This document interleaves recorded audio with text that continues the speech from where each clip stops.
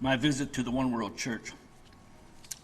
In the past, we have talked about the One World Church and its power to persuade people to walk down the wrong pathway.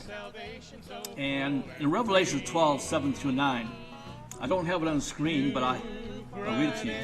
If you have your Bibles too. Sure. Revelation 12. And there was war in heaven. Michael and his angel fought against the dragon. And the dragon fought, and his angels, and prevailed not. Neither was their place found any more in heaven.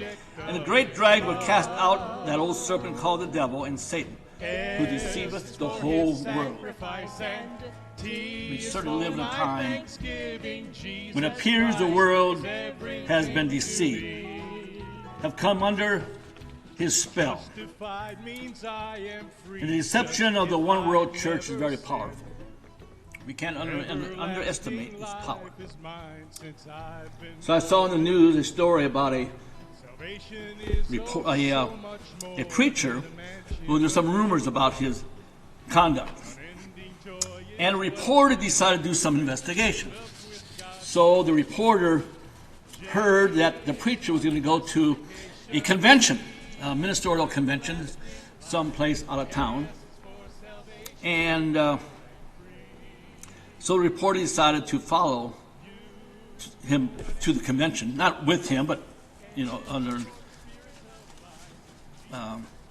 without being aware of that he's going to be there. The reporter went to the convention also, followed the preacher, and sure enough, the preacher one evening didn't go to the convention. He followed him downtown, and the preacher walked into a strip club. And you can only guess what was the top story of the 10 o'clock news that night. And so I thought that was interesting. So a few years ago, I was out of town. I was visiting my mother before she passed away. And I would go out there and spend a few weeks with her. My brother from Michigan would go out and spend a few weeks with her. Muriel went with me a few times, and because she was very elderly, didn't know how much longer she'd be with us. And so I was out of town myself, and I decided to do something that I always warn you people not to do. So I was trying to be very careful, extremely careful, and I was sure there's no TV reporters around. I was confident there wasn't any at all. And so I went to this place, and I watched very carefully, make sure I wasn't being followed. I didn't see any reporters around, none to the right, none to the left, and so I didn't see any cameras. I was sure I could pull this off. I was confident I could pull this off. So I dashed to the front door, thinking nobody was going to see me. No camera's going to be rolling. But I have to confess. I have warned people time and time again, don't get entangled with the insidious, captivating spell of the One World Church. And now I was entering this doorway, the One World Church. The church I attended that particular Sunday was a popular church in Tucson area. Now, possibly one of the reasons I went, I'm saying only possibly, one of the reasons I went was I was hoping Bob Shadows would speak. And who's Bob Shadows? Well, I got this advertisement, put in the Harrison newspaper here a few years ago. This is from, what year? 2000, year 2000. I thought, wow, that's about time I went there. Maybe Bob Shadows will be there because, according to this deal right here, is the power of God is falling on Brother Shadows. Hundreds give their heart to Christ. Numerous miracles, signs, and wonders. People healed, raised from the dead, and delivered from the occult, drugs, alcohol, and pornography, all by the power of the Holy Spirit. Other supernatural manifestations from God, such as gold dust falling from the sky. I thought, wow, I want to be there. I'm going to go to that church and collect me some gold dust. But anyway, he wasn't at the church. So I walk into the One World Church. As I walked in, I smelled something really nice, smell aroma. And it smelled really good. I asked somebody, I said, what do I smell? And said, oh, you're smelling stuff coming from the food court. And I thought, a food court? Wow, this is cool. I like the food court. And so I thought maybe I was at the mall or something, because this aroma, cinnamon buns and so forth. And there's nothing wrong with those things, mind you. We have cinnamon buns here sometimes. But I didn't have time to eat. I was going undercover, the One World Church. My own personal encounter with the enchanting allure of the Nakish, the serpent, the great enchanter, the deceiver. I didn't want to reveal myself. I didn't want anybody to know that I was there undercover. There I was. I wanted to stop and get something from the gift shop, but I didn't have time. Plus, it was too expensive. So I went right past the gift shop. I walked into the sanctuary, and up, it was like a theater style. This is a true story. I'm not making any of this up here. In a theater-style sanctuary, seated to my left, I entered, was a nice black man. And he looked to be about 55, and he was dressed very nicely. He seemed like a jolly fellow. Kind of like, if some of you may remember, but kind of like Kingfish in the old Amos and Andy shows. Seemed like a really nice guy. And he lovingly grasped the hand of his white wife as he drew her to his side. I had to step it quickly out of the way because as I was standing talking to him, in come a group of well, these, I guess they're illegal aliens. I don't know. They're Mexicans. And the mestizos, we might know them to be. They brushed past me. And one of the boys, about 18 years old, was holding the hand of a pretty white girl. However, as close as this was to Tucson, Arizona, or the Arizona-Mexico border, I did not know if they were members of the church or if they were just trying to get to Arkansas to do chicken processing plants. I don't know. But anyway, the girl smiled at me. That was nice. She was a pretty girl. Every man likes a pretty girl smiling at him. Trust me. Taking my seat, I opened up the church bulletin that was given to me by the Negro girl at the front of the church. And she had a pleasant smile. She wrote hearty smile. Her big bright teeth flashed out against her black skin and was more pronounced than some white people have. And she was friendly and nice. And she told me she loved me. And I guess that was nice. You know, she said she loved me. Inside the bulletin, there was all kinds of activities that the church was having. And people could get involved in all these activities, every one of them. And there were a lot of activities. The bulletin also made it clear that there was a church, that the church embraced diversity and was welcoming to all people. As I've said before, you know, most churches say everybody welcome. We don't say that. And I find it somewhat amusing, even though I understand the concept of pictures of Jesus like this with arms wide open. I've often said probably Jesus would be more accurate if he was like this, because he said it's a narrow way. The wicked follow the broad way. Jesus says there's a narrow way. I thought that would be more appropriate, perhaps. I looked over my shoulder, and the shuttle buggy was coming from down the parking lot and bringing people to the front door. And that sort of made sense to me because it was a large church, a large parking lot, and it was hot. It was in Arizona, and it's hot, and riding a covered buggy to the front of the church no doubt prevented paramedics from running out there and taking care of somebody who was having sunstroke out of the parking lot. So, and people couldn't carry canteens of water with them, so they were coming to the front of the church, and they had their buggy to ride into, and they brought them right up to the front door where the food court was at, so that made it nice. And so there I sat there in this church, and the cushions were very soft. We have soft cushions here, nothing wrong with that, but They're nice. They're a nice soft cushion. They're about 3 inches thick, red velvet. And nothing like the old chairs that the Pilgrim forefathers sat in. Remember, in fact, I've joked sometime, maybe we ought to have a man here with a stick and whacking people inside the head when they go to sleep.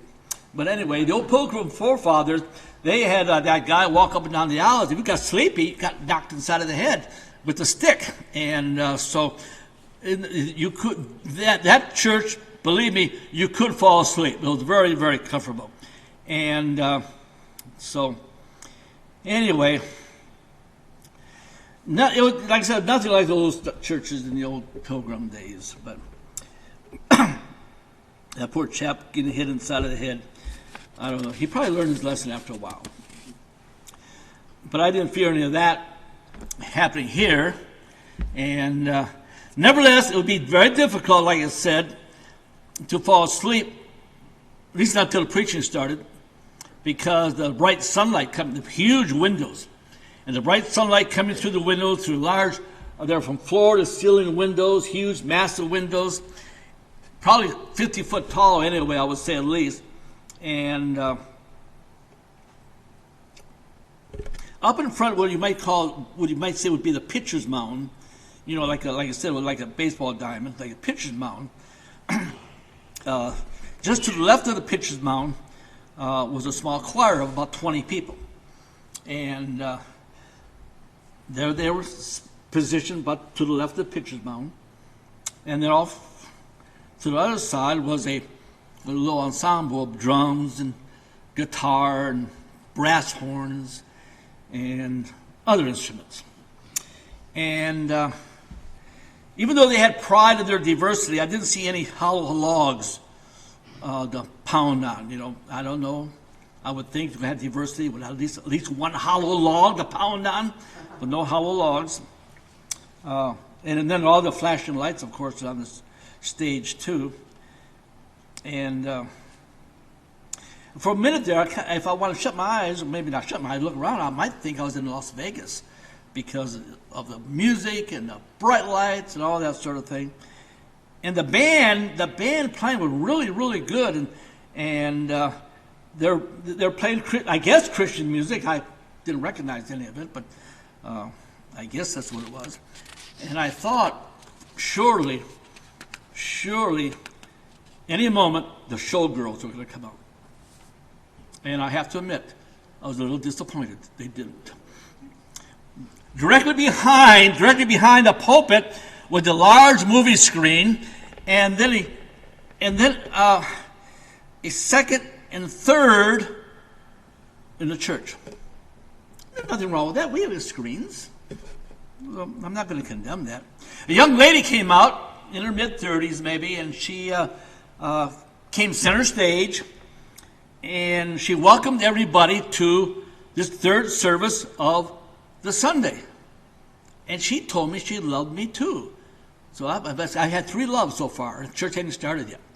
The drums began to beat, and the electric guitars began to twang, and the congregation began to sing songs that would come across on the screen. And the words rolled down, and she led the music, and she moved her body with the Spirit. And at any other show, her movement might have been described as sensual, but this was church, so it was just, I guess, the Holy Spirit having its way with her body.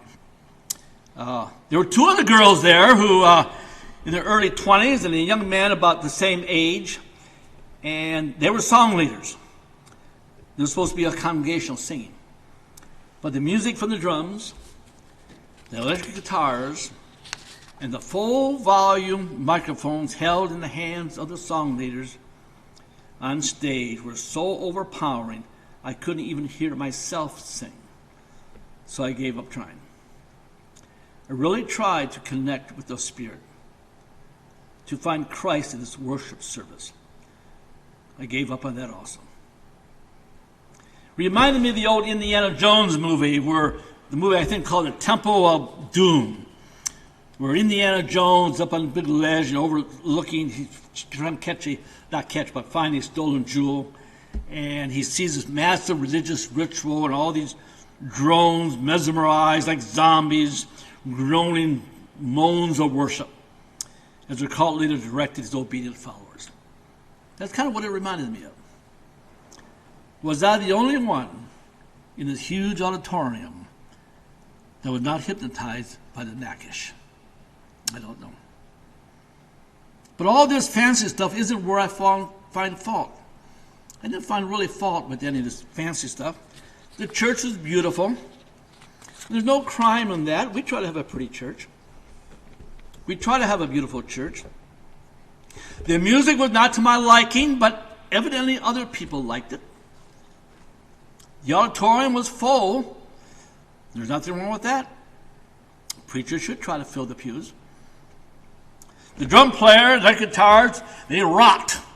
So I guess that is better than someone who can't play a musical note at all. So I guess I can't find any fault with that. The shuttle buggies were a necessity. As I said, the parking lot was huge.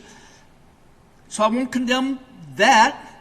And I won't even condemn the food court. We try to have some treats for people here. We try to have donuts and stuff for those arriving in church. I'm not condemning any of those things, even though they all seem odd compared to churches in the old days. The problem is not really in any of these things I described.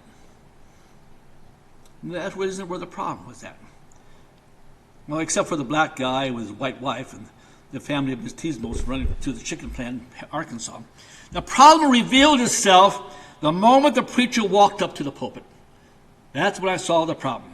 I sat through a 35-minute sermon that was empty, shallow, and void of the Spirit. Except for that young song leader. She was moving her spirit all over the stage. But beyond that, most of the Spirit seemed to be in her hips. But I thought that was a little bit inappropriate. And I thought any moment we were going to be raided, but that didn't happen. But I thought, if somebody catches me here, it's not going to look good on my resume. It reminded me of that weak, worthless, powerless church described in Revelations. I know thy works, that thou art neither hot nor cold. I would that thou be hot or cold. So then, because thou art lukewarm and neither cold or hot, I will spew thee out of my mouth.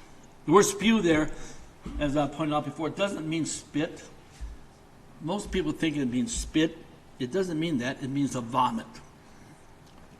God is so sickened by this church, he vomits it out of his mouth. Because thou sayest, I am rich and increased with goods, have need of nothing, knowest not that thou art wretched and miserable, poor, blind, and naked. And do you know why it reminded me of this wretched, miserable, poor, blind, and naked church? Because that is what it was. I was inside the belly of this wretched, miserable, poor, blind, and naked church. And just like the scripture says, they don't know. They don't know they are poor, blind, wretched, and naked. Why don't they know? Because they're deceived. For 35 minutes I heard what I would call fluff. Was it wrong? No. Not really. The preacher told us how to be good, how to choose the right goals, how to love Jesus, and live each day is going to be your last. Was he wrong? No, he wasn't wrong. Did he lie? No, he didn't lie. But here's the problem. That is the stuff I was teaching my children when they were 3, 4, and 5 years old. Certainly they should have grown a little beyond our childhood instructions of, okay, everybody, let's all be good boys and girls.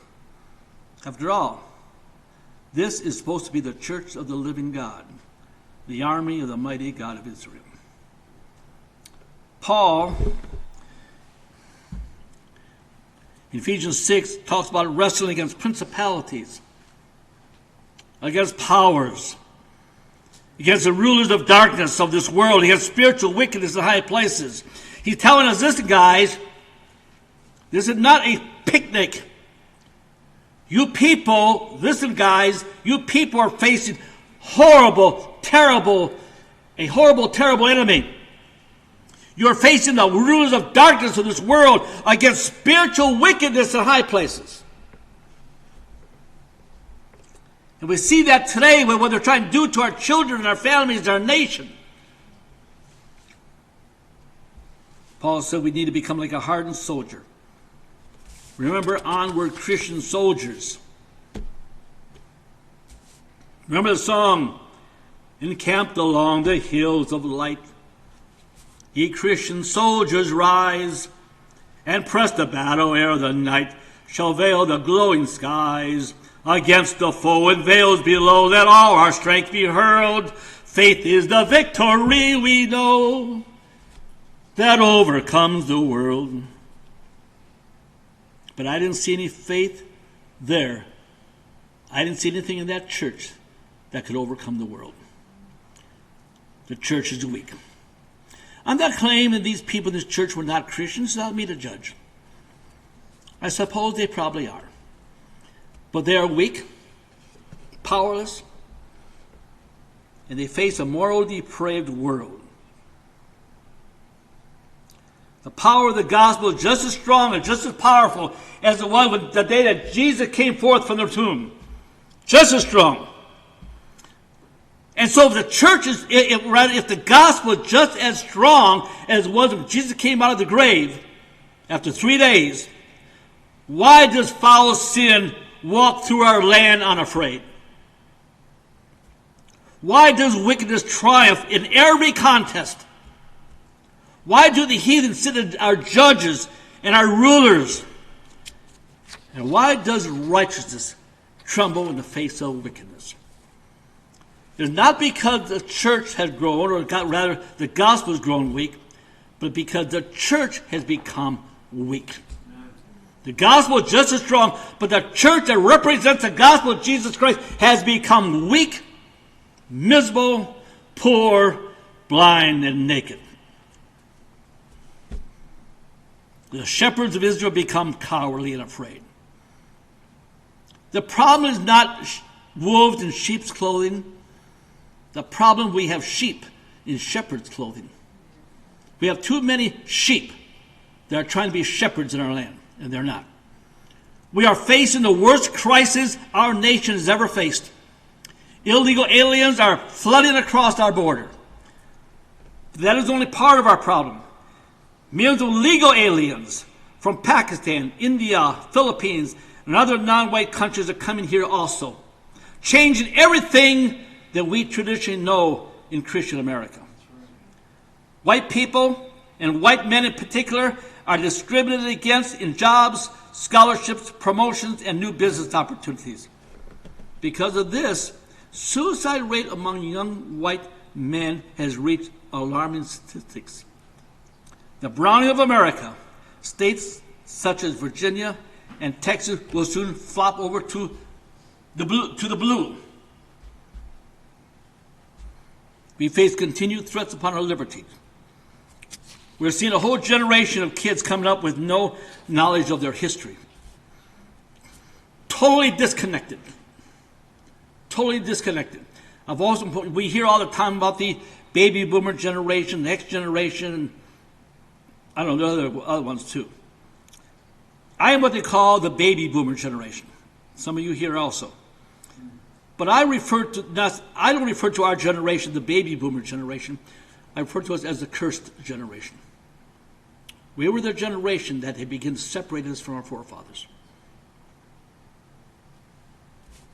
And now we have a generation that's totally disconnected. Kind of like the prodigal son. We all know the story of the prodigal son. And the prodigal son went off and he wasted his life. And then one day he woke up among the pigs and he said, I'm going to go back to my father. And I've asked that question. We're kind of in that state, but we're even worse than that. It's even worse for us. Because what would have happened if that fellow, when he woke from his stupor with the pigs, He wanted to go back to his father, but he didn't know how. He didn't know the way. He didn't know the pathway. He did not know how to get back home.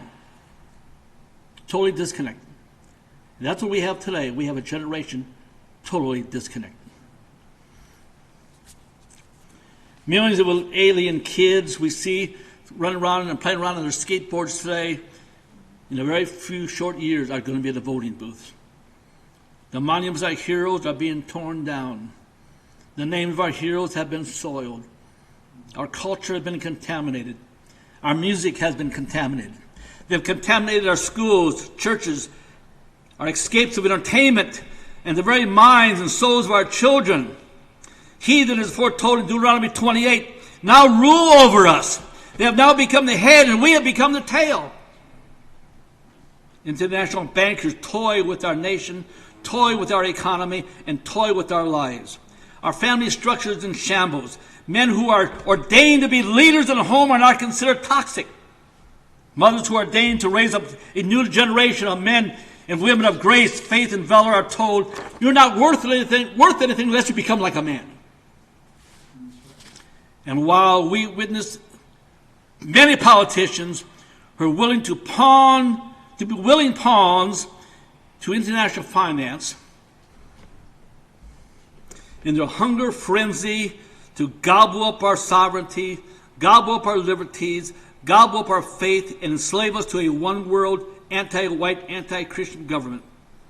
And in the midst of all these troubles, the time of Jacob's trouble, in the midst of all these troubles, these preachers, the vast majority of churches in America, say absolutely nothing except tell you to love Jesus. And that means nothing. You'd be like a disobedient child, disobeying all day long. And at the end of the day, he says, I love you, Mommy. God is not so easily manipulated. So I went to the One World Church. They acted as if they were worshiping God. But they were asleep. They were also wretched, miserable, poor, blind, and naked. You know what that tells me? Israel's watchmen are blind.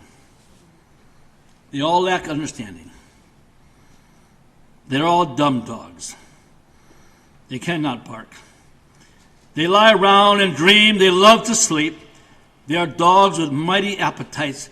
They are shepherds who lack understanding. They all tune to their own way. Each seeks his own gain.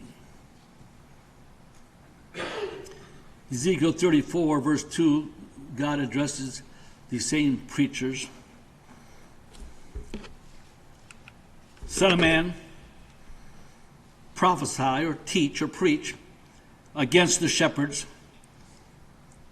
I might add that shepherds here, I don't think necessarily means preachers only. It's all those that we set up to be our leaders, whether it be preachers or politicians. Prophesy against the shepherds, the leaders of Israel. Give them warning from the sovereign God of Israel. What sorrow awaits them? You are shepherds who feed themselves instead of the sheep. Shouldn't the shepherds feed the sheep? That's what Christ told Peter in the book of John. Feed my sheep. 3 times he said, if you love me, feed my sheep. Now here's the problem we have, however. People go so often, when you think about the One World Church, that's what they think of. The kind of church I just described. Big church. Lots of lights. Lots of music. A huge parking lot. You say, that's big mega church. And people say, that's right. That's the One World Church. I don't go to that church, they may say to themselves. I don't go to a mega church. I go to a nice little church. A nice little church. But don't fool yourself. Just because it's a small church, just because they don't have a big parking lot, just because they don't have a food court, just because they don't have a bunch of music and drums and horns and trumpets, just because they don't have 3 screens on a stage, just because it doesn't have those things, don't think it's not part of the one world church. Because the one world church is not found in the music, the parking lot, the size of the building. Is not found in any of those things. The one world one world church is found in the preaching that comes from the pulpit. That's where the one world church is at.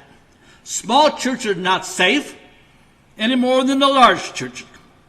It really isn't the size of the church. It isn't the size of the food court. It isn't the size of any of those things.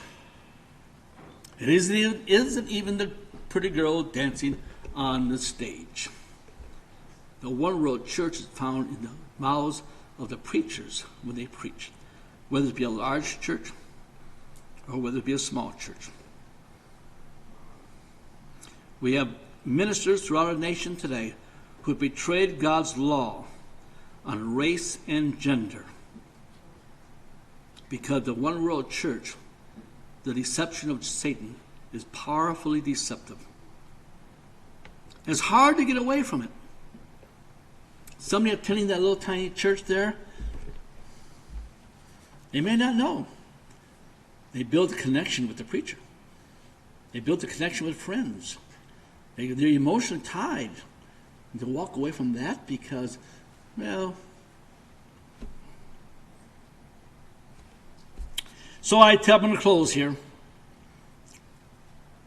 I've challenged people many times. And people listening to this on YouTube, on the internet, BitChute and others. I challenge you in this. Go to your preacher and ask him, is race mixing a sin? Is betraying our heritage, a heritage that was coveted to us.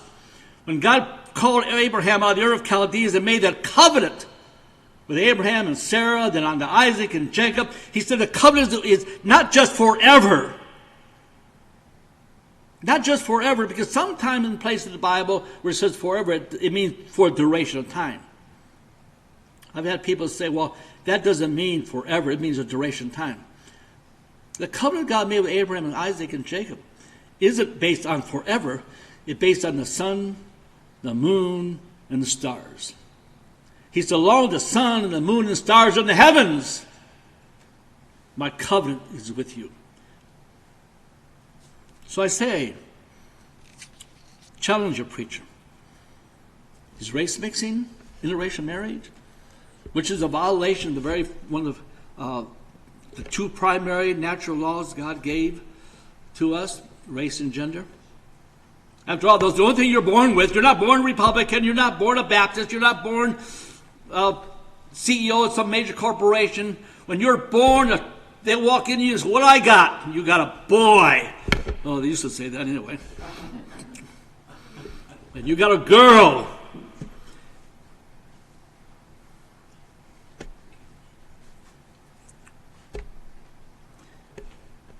And those are dictates from God. Your gender and your race. God dictated that. He dictated it. We messed it up. Those are the two laws that God gave us, race and gender. They're both of them are to break either of those is a violation of God's natural law. So he asked your preacher. I had a fellow one time, I asked your preacher if he thinks race mixing interracial marriage is a sin, whether miscegenation is a sin. And he said, well, I know he is against it. I know he is. I said, well, ask him again. He said, well, I know what he's going to say. I said, ask him. I said, if he says no, then you need to get out of that church. You need to get out right away. He doesn't say no, he's going to say yes. He believes it's a sin. I said, okay, if he says it is a sin, and it is wrong, then ask him to preach a sermon against it. And he said, well, I'll ask him. So he did. And the preacher said, oh, I couldn't do that. I couldn't do that.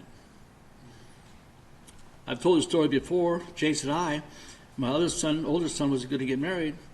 Jason and I went to this church up here in the corner, Ozark Baptist Church. Different preacher there now than it was when we went there. And I went into his study.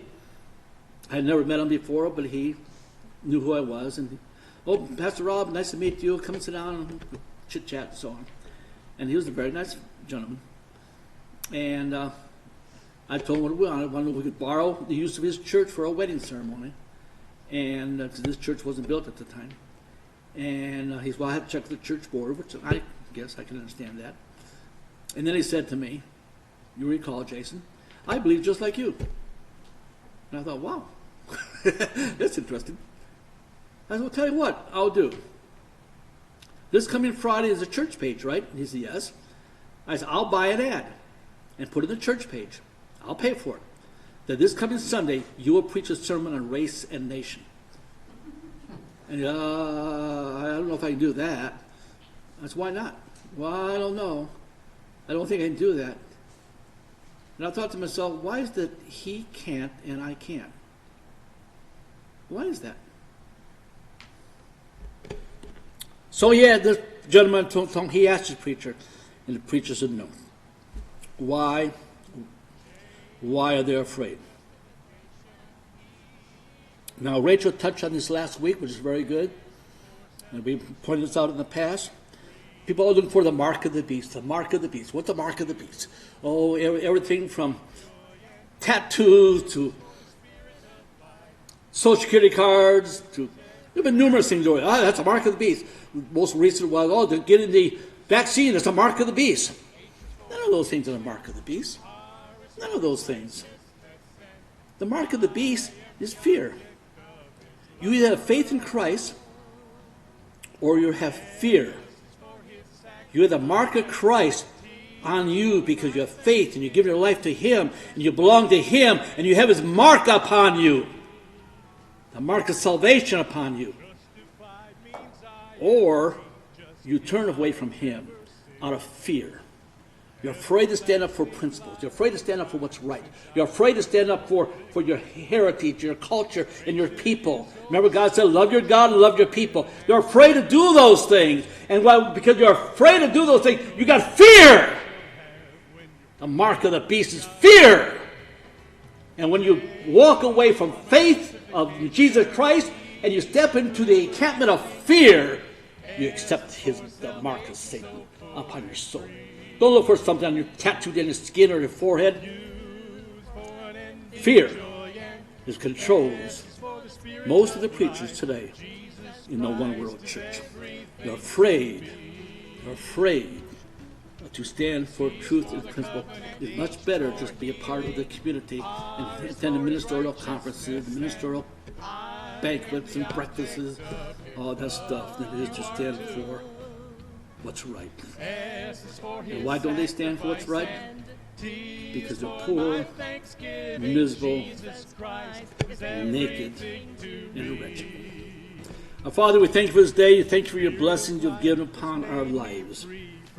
We know that we cannot even take a step without your grace upon us. How horrible we recognize it would be to not have your shadow protection upon our lives. Keep us strong, keep us faithful. We know we live in evil, terrible times upon our nation, facing our children, facing our families. And Father, we know that you look upon us and you're asking us just to be strong. Be strong. Have faith. Be strong. Faith is the victory that overcomes the world. In your name we ask. Jesus Christ is everything to me. C is for the covenant, H is for healing, R is for His righteousness, and I am the object of His love. S is for His sacrifice, and T is for my thanksgiving. Jesus Christ is everything to me. I have always known that I would be part of His plan. Now I begin to understand why God would use a man to make the perfect sacrifice and die on Calvary. And I'm so thankful for his love. This is why we sing, everybody. J is for my justification, E for everlasting life, S is for salvation so full and free, U for unending joy, and S is for the Spirit of life. Jesus Christ is everything to me. C is for the covenant, H is for healing, R is for his righteousness, and I am the object of his love. S is for his sacrifice, and T is for my thanksgiving. Jesus Christ is everything to me. Jesus Christ is everything to me. Jesus Christ, he's everything to me. He's everything to me. Yes, sir.